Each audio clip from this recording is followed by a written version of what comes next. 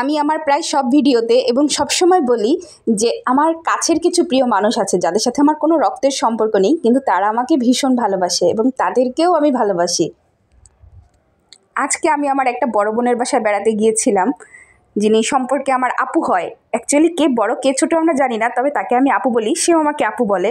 আমাদের বেশ অনেক দিনের সম্পর্ক।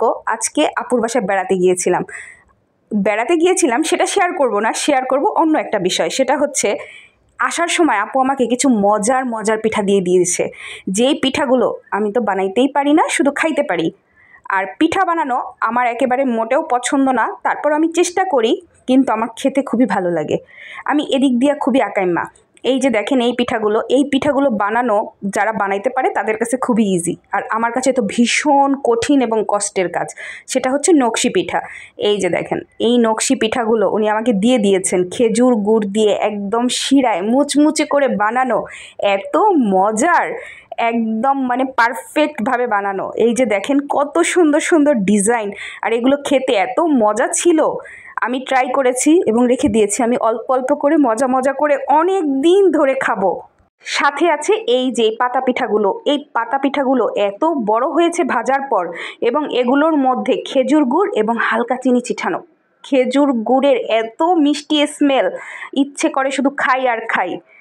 আমি আসলে 3 মিনিটের একটা ভিডিও শেয়ার করি। এই 3 মিনিটের ভিডিওতে আসলে আমি আমার সারাদিনের তো সব কিছু দেখাই না আপনাদেরকে, আর আমি কখনোই আজকের ভিডিও আজকে দেখাই না। এই প্রথম মনে হয় আমি আজকের ভিডিও আজকে দিলাম, সেটার মানে বিশেষ একটা এক্সাইটেডের কারণ হচ্ছে আর আপুর বাসায় বেড়াতে গিয়েছি, সেখানেও আমি অনেক মজার মজার পছন্দের খাবার খেয়েছি, যেগুলো আমার ভীষণ পছন্দের খাবার। আর আপুর হাতের রান্না এত মজা ছিল, আলহামদুলিল্লাহ আমার অনেক ভালো লেগেছিল।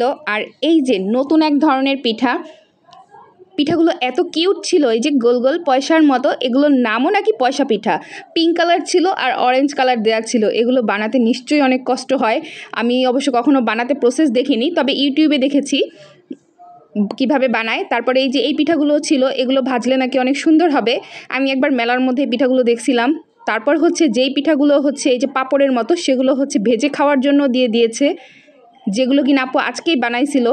অনেক মজার ছিল। আর এই পিঠাগুলো কিভাবে ভাজতে হয় সেটাও বলে দিয়েছে। আপুকে অনেক অনেক থ্যাংক ইউ আর ভালোবাসা এই পিঠাগুলো গিফট করার জন্য।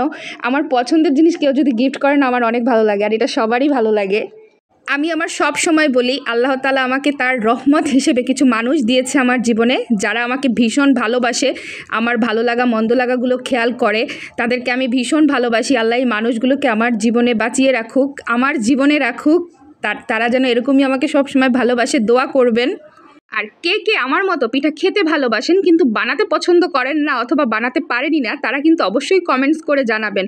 আমি ভীষণ অলস প্রকৃতির একজন মানুষ, আমার পক্ষে এত ধৈর্য ধরে পিঠা বানানো কখনোই সম্ভব না, কিন্তু আমি ধৈর্য সহকারে খেতে পারি।